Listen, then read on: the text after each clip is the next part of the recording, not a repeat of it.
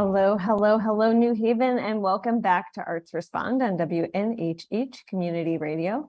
I'm your host, Lucy Gellman, and Arts Respond is a collaboration between WNHH, the sister station to the New Haven Independent and the Online Journalism Project, and the Arts Council of Greater New Haven, where I edit the arts paper.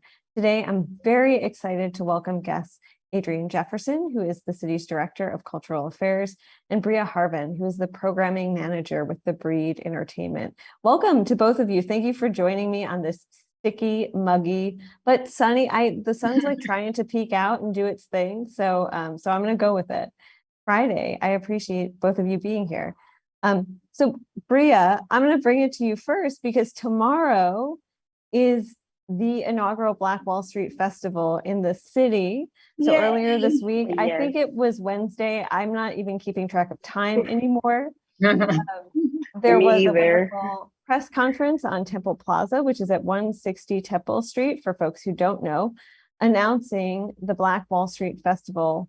And it is a wonderful, exciting initiative supported by the Breed and also supported by the city of New Haven. So the Department of Cultural Affairs and Economic Development, the Economic Development Administration, supporting Black entrepreneurs, business owners, artists, thinkers. We've got educators in the mix, the Sage Academy and Arden Santana.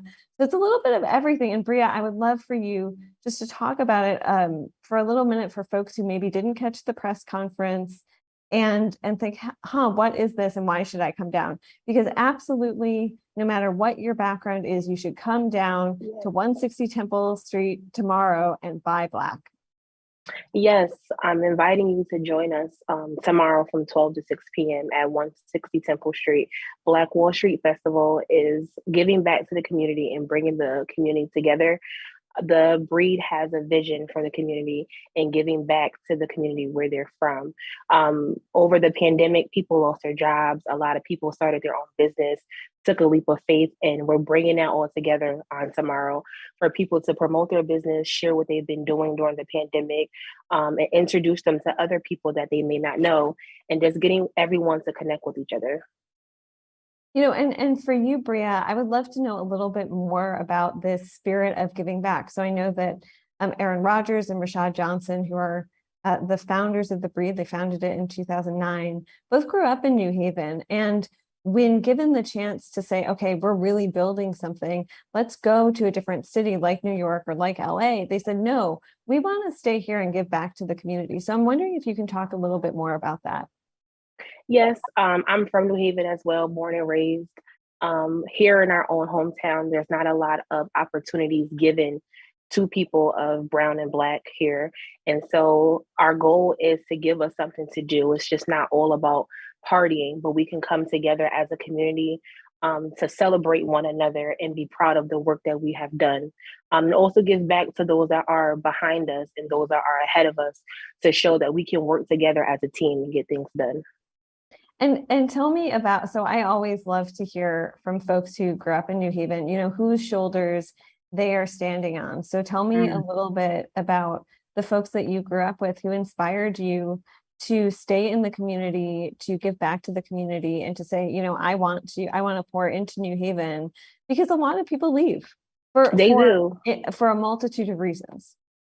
So I'm born and raised here. I'm a proud graduate of Hill House High School. I graduated from Southern back in 2016. I'm here working at the Board of Ed, actually, giving back to the students here because this is home for me. I've always had a thing for kids, so I like working with children. And for me, I like seeing the community come together. My mentor is a principal at one of the schools here in New Haven, so I still have a good relationship with the schools. So I still go out and I read to kids when I can. I recruit students to come to our schools when it's recruitment season. That's part of my job. I like being a helping hand to people. Part of the reason why I am the program director for the Breed. I like helping. I like putting things together. And so, I know you have a very busy day. I won't keep you, but no, you're fine. I know folks might be listening and they might think, well, I don't know a whole lot about artists and entrepreneurs in New Haven, but we have a lot. As the mayor, Justin Ellicker, pointed out on Wednesday morning, we've had 28 Black-owned businesses open in the city. I believe in the past 2 years, it might be a little more, it might be like 2.5 years. But then there are also sort of these small businesses of one. And when you're a business of one, you do everything, right? You do your own PR, you do your own HR, like you all of it. You figure out that LLC licensing, which is really, really difficult. And several of those folks are also coming out and talking about the work that they do on Saturday. So what can people expect to see if they drop by 160 Temple Street? If you drop by on tomorrow, you're going to see over 25 vendors outside selling their products, showing you what they've been working on. You're going to have food vendors out there showing, providing food to you guys. We have a wonderful band coming out to play. We have our very own DJ Easy that will be playing music to keep everyone engaged, to keep the atmosphere going. You're going to learn about what made someone start a business, what made them, step out on faith and do something on their own. As you said, it takes a lot to run a business, especially when you're doing it by yourself. You'll get to have that one-on-one interaction with them and take some advice from them and learn how to start your own business. That's something that you want to do. Yeah. And I hope listening to this, no listener is on the fence. If you're on the fence, I don't know what to tell you. You shouldn't be on the fence. You should just I don't know how you can be on the fence. You should get your butt downtown. Yes. Yeah. You absolutely. definitely should just do it. Just do it. Yeah. I promise you, like my leap of faith today was coming to do this interview. Adrian will tell you. I'm not a public speaker. I like being behind the scenes. But I will say I'm proud of the vision that came to life this year for our first year of doing the Black Wall Street, of having the entrepreneur party. I'm proud of the work that we've done for the community. Yeah. Yeah. And, anything else on your mind or on your heart that you'd like to share? And I just want to shout out, since you mentioned them, the band Function. Also Ricky Alendron, who, if you don't know him, he is an institution in this city, and just let him bless your Saturday, right? Go listen. Yes. And DJ Easy. So, anything else that folks should know? Come join us tomorrow. You won't be disappointed. Come meet Aaron and Rashad for yourself. They're wonderful people. On behalf of the Breed in the city of New Haven Arts and Culture, we thank you for having us. And we look forward to seeing you all tomorrow. Awesome. Bria Harvin, thank you so much. And thank you for the work you do for our schools. I really do feel like there is no greater sort of calling or resource. And I say this with great love for the entire city of New Haven and city staff, Adrian, but there is no greater sort of calling than investing in our future. And that's our babies. Yes. So thank you for what you do. Thank you. You're welcome. Awesome. So I also have Director of Cultural Affairs, Adrian Jefferson. Adrian has played a huge role in the Black Wall Street Festival. And actually, Adrian, before Bria hops off, would you like to say anything specifically about that? And then we'll make it's not really a hard pivot, because we're just talking about it's actually, it could be connected in so many ways, absolutely. I mean? She actually hit on a lot of the things. I mean, I couldn't have said it better. And I think coming from Bria, who is somebody from the community, born and raised, seen New Haven, knows what New Haven has or what it doesn't have, coming from her is the most authentic place it can come from. All I want to say is that, we've worked with the Breed all summer long. The Department of Cultural Affairs has, and we partnered in order to really break open the doors and booster the arts and entertainment scene here for Black and Brown creatives and entrepreneurs. That's been the vision the whole time. And the fact that we're able to do this on such a major level, and the fact that so many people are excited about it, shows that there is a demand for this, there is a need for this, and people really have felt unseen and unheard for a very long time. And now we're dismantling that. And this is our beginning of doing that. This is, well, not even the beginning. I feel like we've been doing it for the past 2.5 years, but I think that since the plan came out, this is really linked to what we're saying when we talk about cultural equity. It's so much easier for us to show you than for us to tell you. So I'm just really grateful. I'm grateful to Bria. I'm grateful to Aaron and Rashad and everyone else from the Breed and from my department, Kim Frutrell, who has helped to make this happen. Shout out to Kim also. She's just an amazing human being. She's really great, and she understands. Kim has been holding it down. Yes, Kim has been holding it down. She has moving things, even as us as a municipal agency. It's not easy to move things through the city. There's permits. There's all of these things. Without her, I don't even know how I would do half of the things I've done, period, in my role, but also really specifically to what we are doing with the Black Wall Street Festival tomorrow. Yes. It took a lot of behind the scenes work. Yeah, so I feel like that is actually this beautiful transition. So one thing, Adrian, I wanted to have you on the radio to talk about ARPA funding. And for folks who don't recognize the acronym ARPA, it's American Rescue Plan Act. So the city is receiving in different tranches or sort of chunks, buckets, about $115 million in ARPA funding over a certain period of time. And then within that, there's a bucket for economic development. And then in the bucket, it's like a Russian doll. In the bucket for economic, or I feel like we can't say Russian doll. Maybe can we say? No, like I know what you're saying though. It's just way? never ending, the Right. layers on top of layers. Or like an onion. It's like an onion. Yes. I'm gonna go with that. And then within that is arts, culture, and tourism, or Adrian, as you have often been saying, as you started the position in February 2020, cultural affairs. Yes. And so, in January, I believe January of this year, your office rolled out the city's, and I think the state's inaugural cultural equity plan. And this money is coming into the city at the same time. So I'm wondering if we can talk about what it's already been spent on, because a lot of money has gone toward programming, and specifically programming that artists are putting on in the community. That's and right. Then you just received another, and the alders voted on another $1.5 million chunk. And, yes.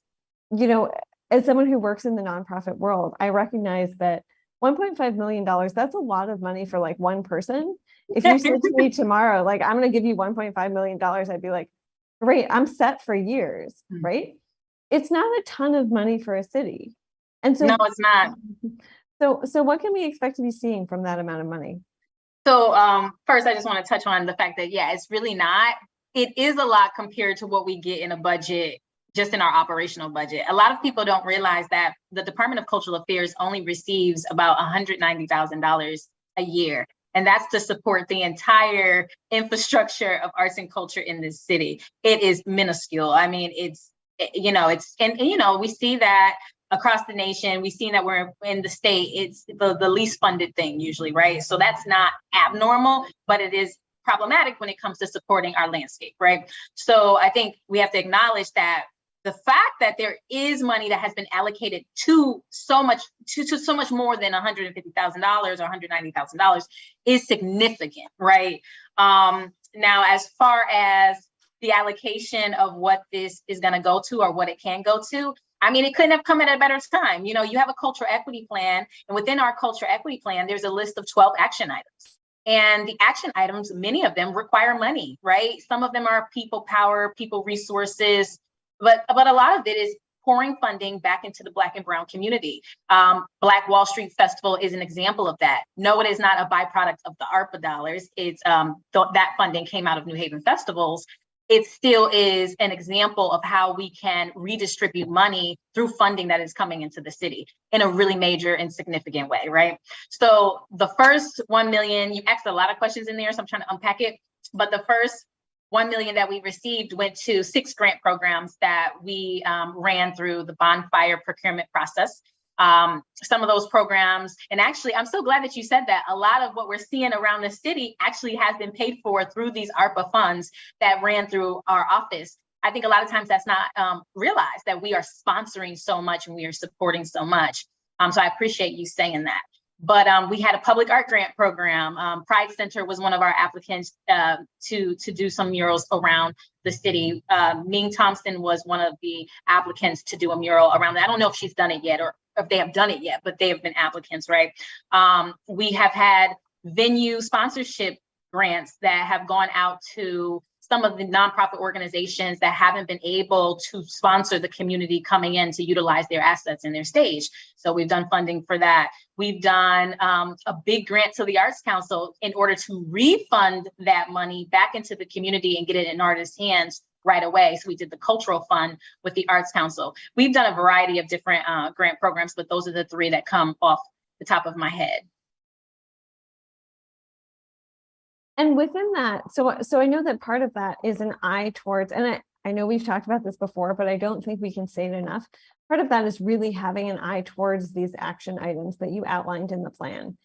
And I'm wondering if really quickly you can tease the difference, because I always get inquiries about it and some pushback, but really from people who like, we're not going to waste our breath on today.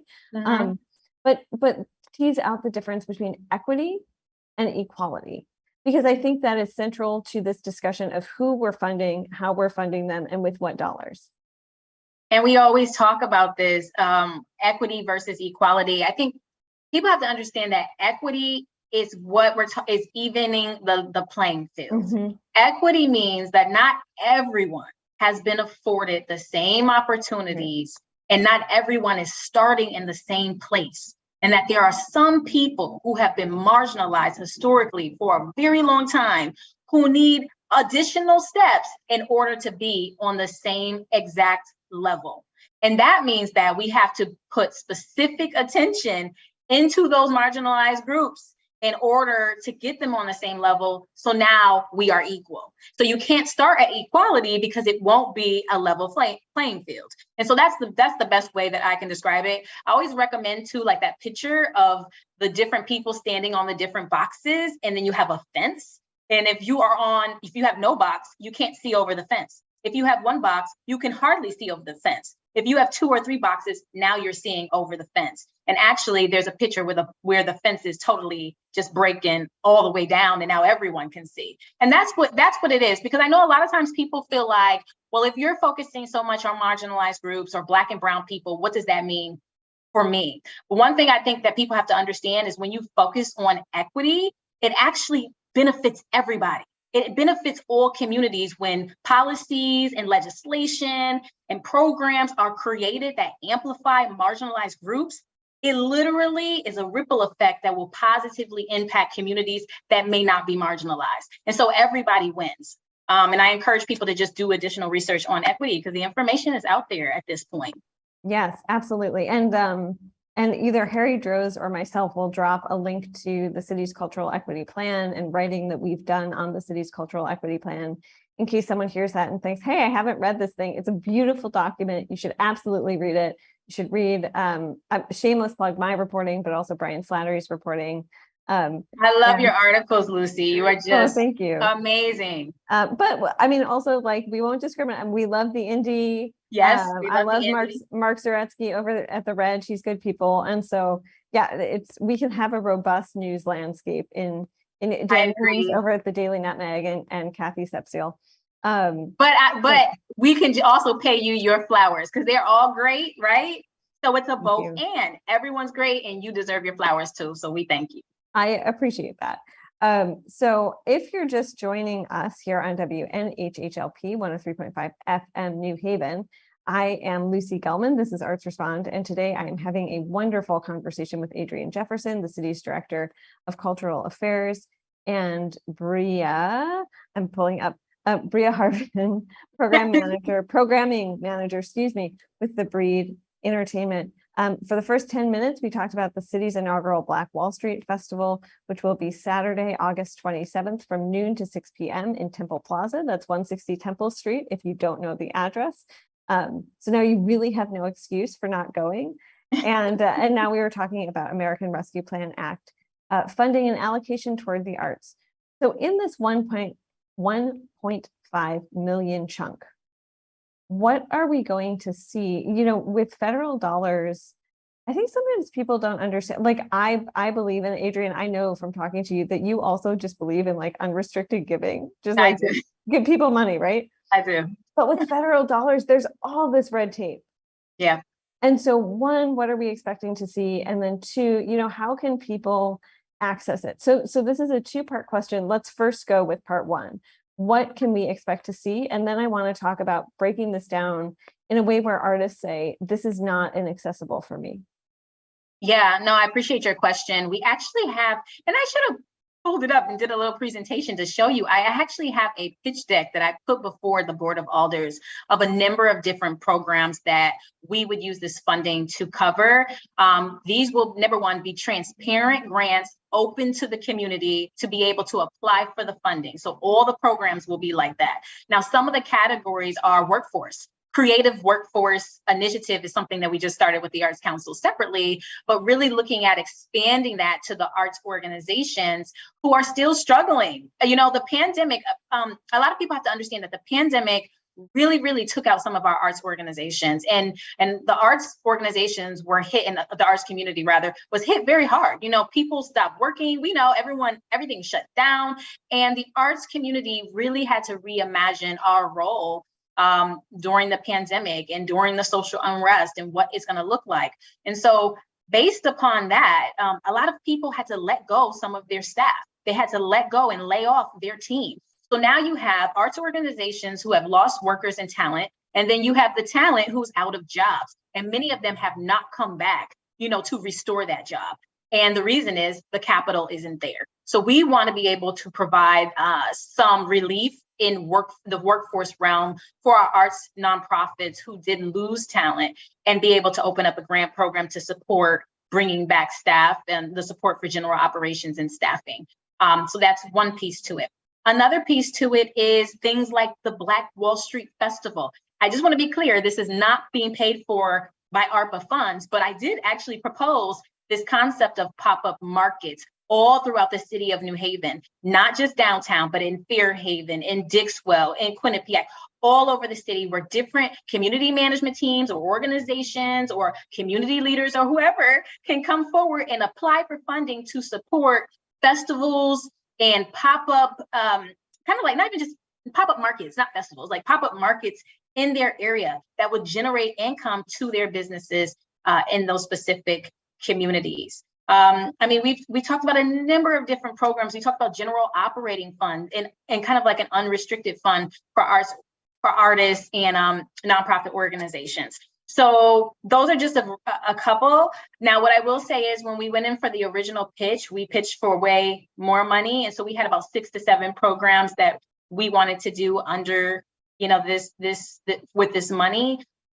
We're looking at 1.5, so it might shift significantly what we're able to do. Yeah. So I want to go back to, and I have feelings about that, but I'm going to leave them out of this interview for the moment. And I also want to thank just Miss Mia Dufrank and Jasmine Vega, who have been commenting on Facebook. Also, thank you so much for listening to us. I really appreciate you being here. Mia Dufrank says, I wish everyone believed in unrestricted giving. Me too. Like, can the federal government just do, I don't know, like, especially right now, I feel like Biden is on his, like, he's feeling gracious with the whole massive student loan debt thing. And so let's, like, maybe we can work on that. Some UBI, like, I would love to pilot a universal basic income program in New Haven as well. And Jasmine says, I am a result of the CWI, the Creative Workforce Initiative, and what a blessing at the Arts Council, and what a blessing and relief it has been to gain experience, income, and recognition as an artist. I love that. I love that. And that was actually part of my question. So I think this is changing, Adrian, in the arts landscape, but I often don't see it changing fast enough. Some folks, when they hear about the Creative Workforce Initiative, they may say, okay, but why? And I'm wondering, like, we are still in this arts ecosystem where I often see organizations, right? The nonprofit industrial complex is very real. It's real in New Haven, it's real across the country. Organizations who bring people on, but they pay them very little, or they don't pay them anything at all. And this is also, they'll bring someone on full time, but they'll say, well, you're full time, but I'm going to pay you $41,000. Well, you can't do that if you're a parent. You can't do that if you have outstanding student loan debt. You can't do that if you're supporting folks in your family, right? Right. And so what kind of opportunities does something like the Creative Workforce Initiative, or CWI for short, you know, what does that open up for folks to whom the arts have been, the arts institutionally? Because I will say people have found a way to interact with the arts throughout history. Like that is older than the Bible, that is older than the cave paintings, right? But institutions are often the ones putting up a big fence and saying, well, we want you on our pamphlet, but we don't want you enough to pay a living wage. Yeah, it's very performative. Yes. I feel a lot of different ways about that, and I'm like, where do I even start? First of all, there has to be a pipeline created, an entry point for people who are not familiar with what arts administration even is, to be able to thrive, in this sector. I was a product of that, where I didn't grow up knowing what arts administration was. That's something I had to learn, like, as people, as mentors. And people who invested in me were able to show me the different career options I can actually have with my talents in the arts, right? And so we have to really make sure we're opening the pathways to education around what this is, what kind of sustainable careers you can have outside of just being on television and all of that. There are like 56, 57 careers you can have in the arts, and these are sustainable careers. And the education really needs to begin. And so that means we have to have a pipeline, and we have to be intentional about reaching the communities with this information, right? It can't be something that's just kind of siloed and kept to itself only amongst an elite few. And honestly, that's what we've seen. That's what's happened. I also think that, a lot of times people want to know, how do I be anti-racist within my organization? How do I do this work? Well, let me tell you something. When we're having events like the Black Wall Street Festival or the Entrepreneur Party that we just had with over 300 Black and Brown creatives who are not attending other types of events in the city, but they're at this space, you should show up at something like that, right? Because it goes to a point where the talking gets really old, and you have to start to come and just be a part of the action and immerse yourself in culture. So that's how I feel about it, just in general. And I think that some people, just in general, separately from this, I think people in general who are not in the arts struggle with the concept on how arts and culture is relevant to our economy, how arts and culture pushes our economy. But we're a multi-billion-dollar industry, worldwide. In the state of Connecticut alone, we contribute $9.7 billion into this state, all through arts and culture action and how it interacts with other sectors, right? So God bless you.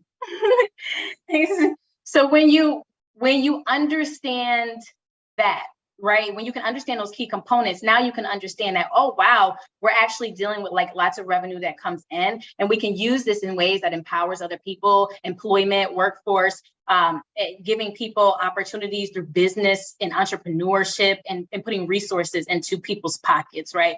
But I think it's understanding the entire landscape. There's just not enough.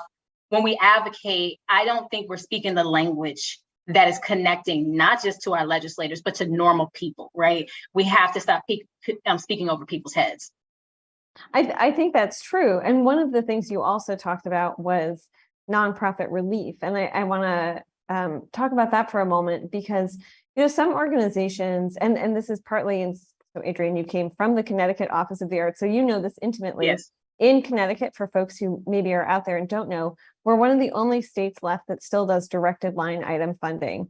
And that means that if at some point your well-heeled arts organization that is probably led by a cisgender white man, not calling anyone out, but maybe calling some people out, sent a lobbyist to Hartford, you get a certain chunk of money every year that just goes into the state budget. And maybe you come and you talk to the appropriations committee about how grateful you are that you were able to do educational programming around Legally Blonde, the musical, but probably it just goes in there and you don't do a whole lot about it. And so It means that the sort of the gap, or at this point, it's kind of a chasm between the organizations that have, that really were able to make it through the pandemic because they had that sort of like nest egg of funding, and the organizations that are living on the razor thin margins, which often are the organizations, I'm thinking of like Chaz Carmen and the folks at Ice the Beef, which do a lot of work in the community with a little bit of money. Yep. And so tell me a little bit about what we can expect as far as support for orgs that are, walking that razor thin line, especially in the pandemic. Like, we know that for Black and Brown owned businesses, but also for organizations that were and are led by people of color, they were struggling in some places before the pandemic, and the pandemic just pulled the rug out. That's right. You said a lot that I agree with completely. I think the problem is too, and I'm definitely going to answer your question, but I just want to add in because you just made some really great comments.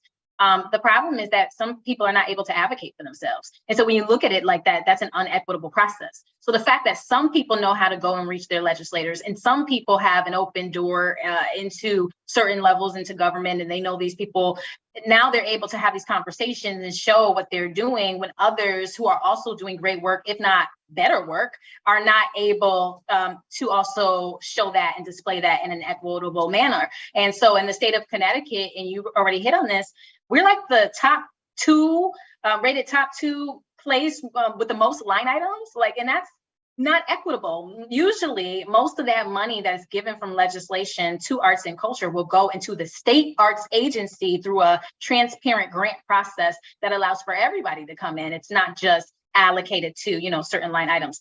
Do I think there's an issue with we can have that debate, right? So we're not even gonna go there on that.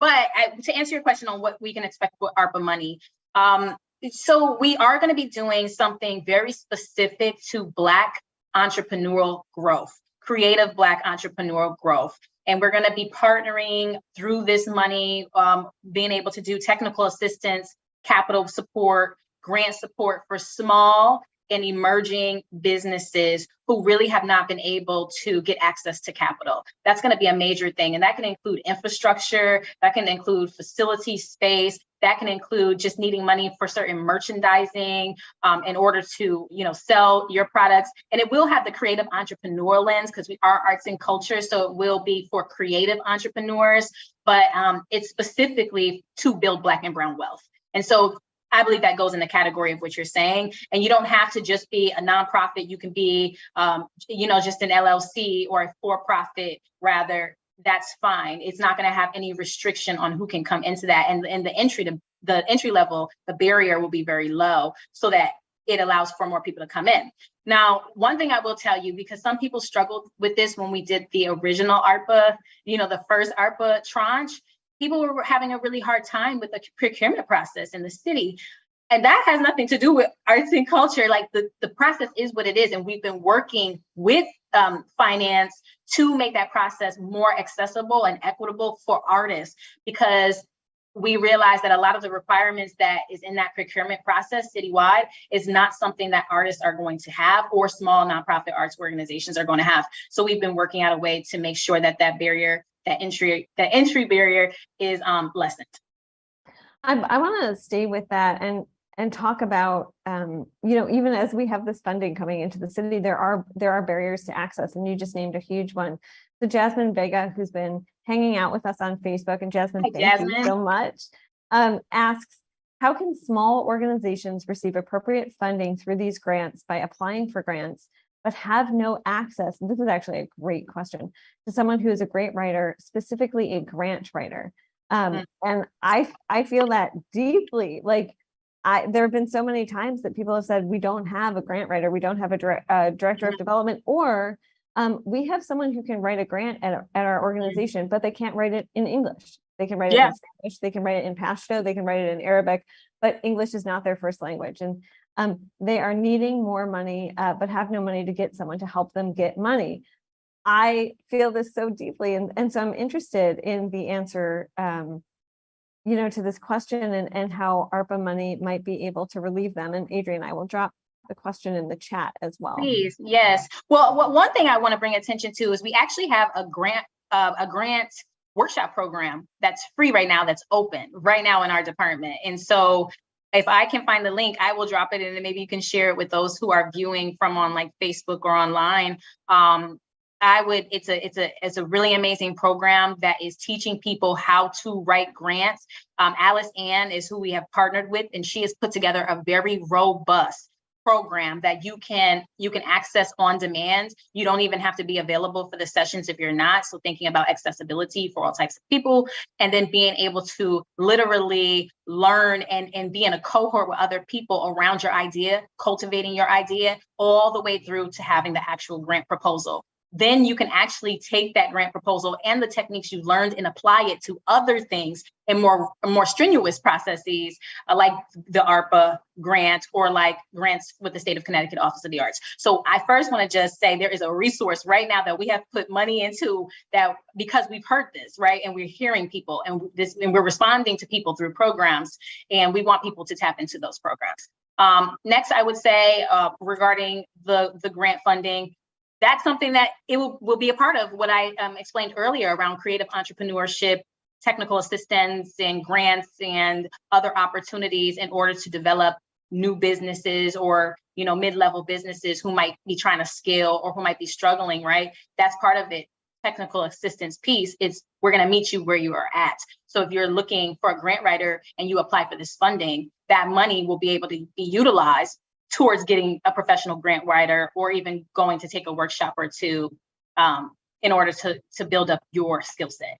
So I hope that answers the question. It does for me, Jasmine. I hope it does for you. And please comment if it doesn't. This is a dialogue, not a just not talking at you. Yes. Yeah. Thank goodness for social media, right? It lets us. I never thought I'd say that. It lets us be interactive. And so I also want to ask you about the language equity piece of this, because I've heard from some artists that they don't always feel empowered because they struggle with English. And I think that especially in New Haven, but also I would say in Connecticut, some people hear the word Connecticut and they think it's like someone on a yacht or an episode of Gilmore Girls. And let me tell you, the Nutmeg State has so much more to offer than that. So please come to our state and support our artists and entrepreneurs and educators while you're here. I would really appreciate that. But I think that sometimes people feel like, well, if someone doesn't just have this language piece, then maybe they're not, like, there's a treatment of some artists like, oh, they're not deserving of that grant. And that really upsets me, because I want to say, yes, like one of the things I'm so proud of in New Haven is the incredible diversity, the word that Jacob Pedron, who's at Longworth Theater, uses is kaleidoscopic. And I love that. And so I want to ask you about the language equity piece of this as you're navigating this ARPA pool of funding. Yeah, it's a big deal. The fact there is a language barrier, right? And we as the city need to make sure we have the resources in place to address that, because, it's not anyone's fault if they have, that they speak a different language. We need to make sure that we have things in different languages, right? We need to make sure that we're presenting content in different ways to reach different audiences, because we are so diverse and we are so really, it's just a melting pot here in the city of New Haven, right? So that's something that we're working on. And honestly, it's something we have to do better at, right? And so with this next round of grant funding, we are going to be focusing on that piece and making sure that we do have things written in different languages. And also not just that, but also like the branding of things, because somebody might look at something and see branding that doesn't feel like it's resonating with them. And that might work for a specific audience, but it's not working for this other demographic, right? So we have to think about how we serve all of our residents across the board. And it's not an easy feat. I only say that because our capacity is low. Like our department, and I'm just talking about my department has 2 people. We run probably about 15 programs, if not more, right? And that's just the programs we run, in addition to all the other things that we do, adding ARPA on top of that with 2 people, right? And so we're trying to do the best we can to be the most accessible that we can with very little money that we have, and be able to set the tone, right? And that in itself is difficult. But we are trying to do the work. I will say one thing that I would like to go towards, and I did this at the state.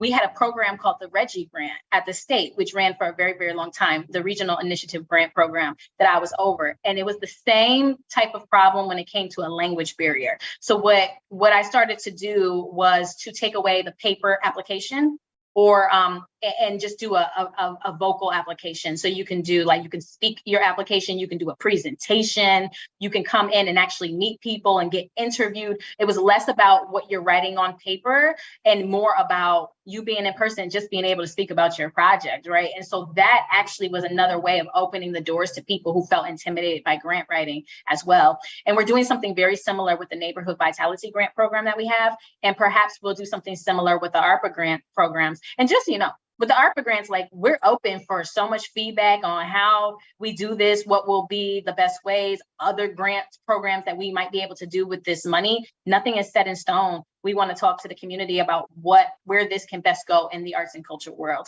So I do want to put that out there. But long story short, I'm hoping we can implement that idea of not just a grant application, but verbal application as well.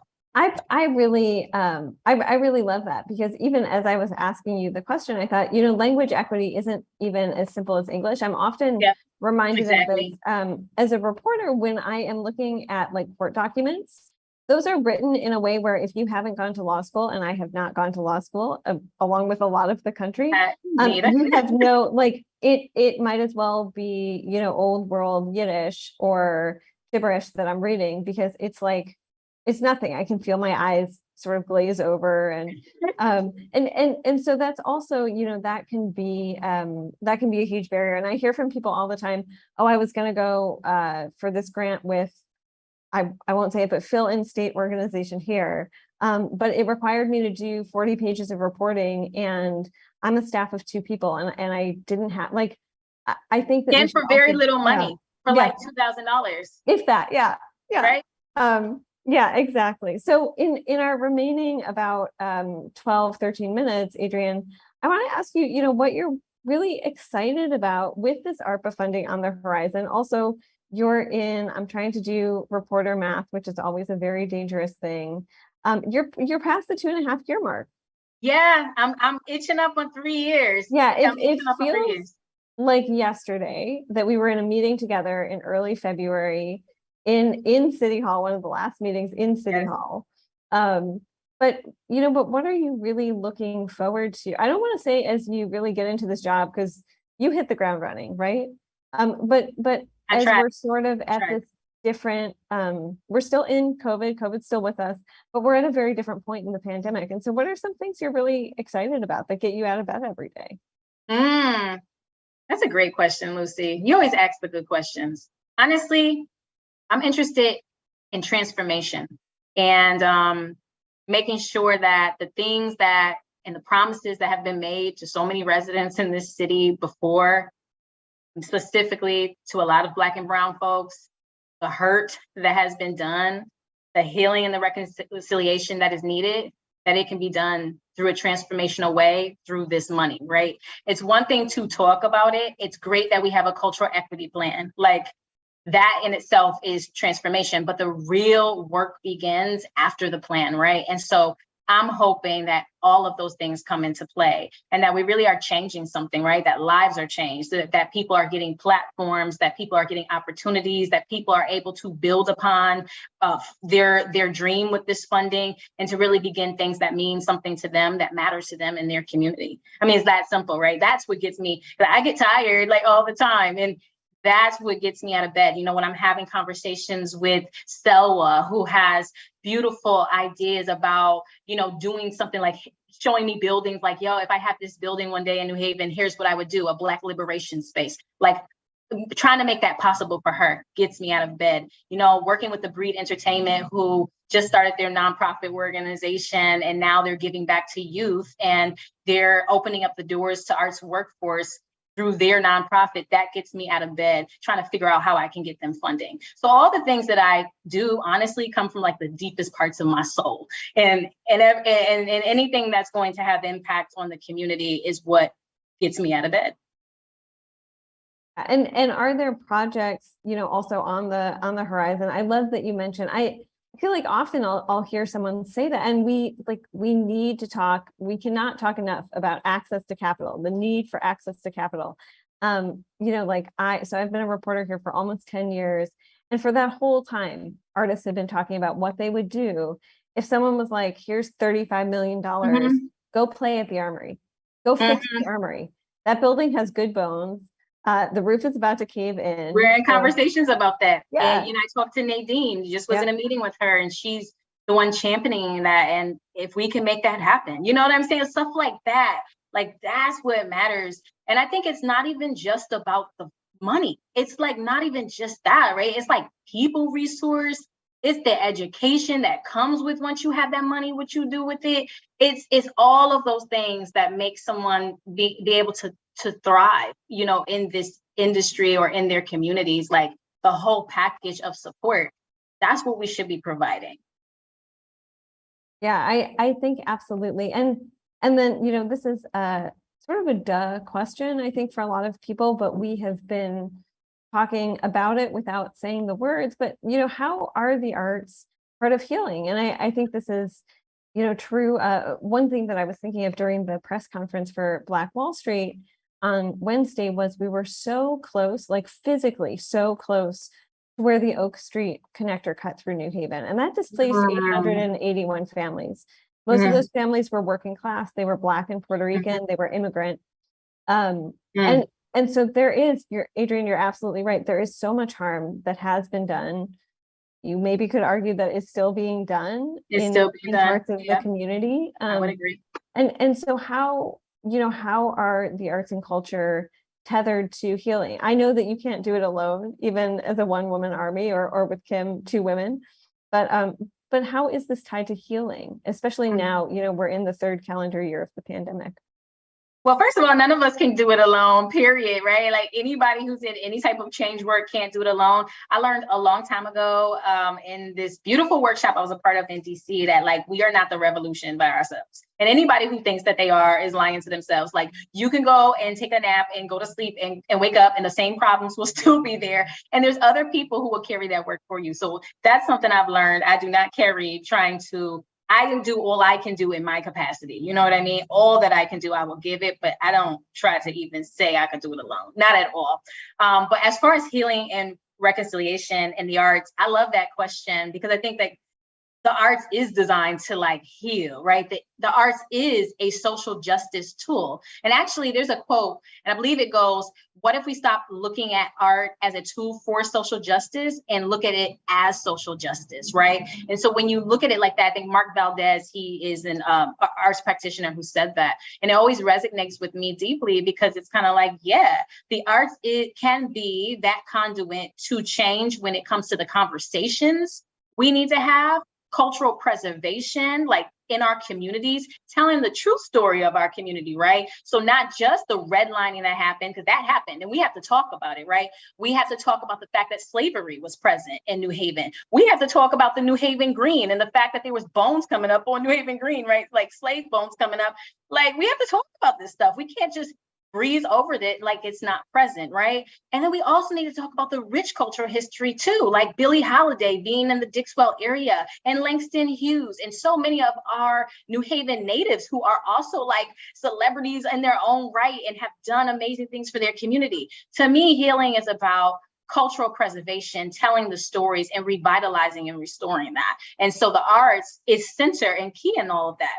Because there is no, if you think about it, there is no city without the arts. People move to where arts and culture are. Like, wherever you see arts and culture, you see buildings start to show up, hotels, you see economics starting to thrive, right? And so I think part of healing in arts and culture is place keeping, not place making, right? That's very important. I think the narratives that we put out, being able to reclaim our narratives through arts and culture and not have other people, you know, tell, and not just through arts and culture, just through social justice in general and anti-racism, like being able to be the ones who tell our own stories, like that's very important because people will put their own spin on it all day.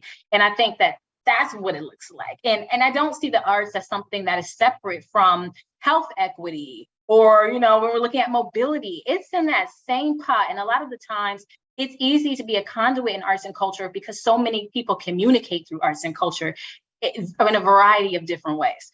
So yeah, that's how I feel. I mean, I could go on and on and on. It literally also, just not for nothing, it saves people's lives. There are a lot of people who were just, and me being one of them, who was just introduced to arts and culture at a very hard time in my childhood, and it saved my life, right? And a lot of the people I know, it's the same stories that they just never knew that the arts would take them this far. Yeah. Well, I feel like we need another whole hour just to talk about like spatial reparations, cool stuff that's happening. You talked about reclamation. Some of that's happening on Dixwell Avenue. Yes. And I just, Yes. I just want to shout out, so Dinky, whose last name I'm forgetting, but who owned Dinky's Jazz Club. And then of course, the just unimpeachable Hank Bolden, who still plays in New Haven and is incredible because they were part of that legacy, but also, you know, Diane Brown, who is holding it down at Stetson and doing the work amazing. Of, I would say 10 to 15 people on a daily basis and really like holding that anchor. The team behind the Q House, which is bringing, I would say a new flavor while honoring an old and really beautiful legacy. And so a lot of that work. And then the two churches that are across from each other, Dixwell UCC, which I think just celebrated its bicentennial, and then Varick AME across the street. And so this idea of spatial reparations and also reclamation of a space and keeping legacy alive. So I just have to have you back on. That's the answer. I would love to talk to you. I'll come on anytime to talk to you. Yes, absolutely. But I want to thank you, Adrian Jefferson, so much for joining me today on this episode of Arts Respond. If you're just joining us, you have missed a great conversation. Go back and listen to all of it. I promise it's really enjoyable. Like pop it on if you're cooking or in your car, I don't know, whatever you're doing. And join folks in the City of New Haven, Office of Economic Development, and also Arts, Culture, and Tourism, or Cultural Affairs, whichever you prefer. And the Breed Entertainment tomorrow from noon to 6 p.m.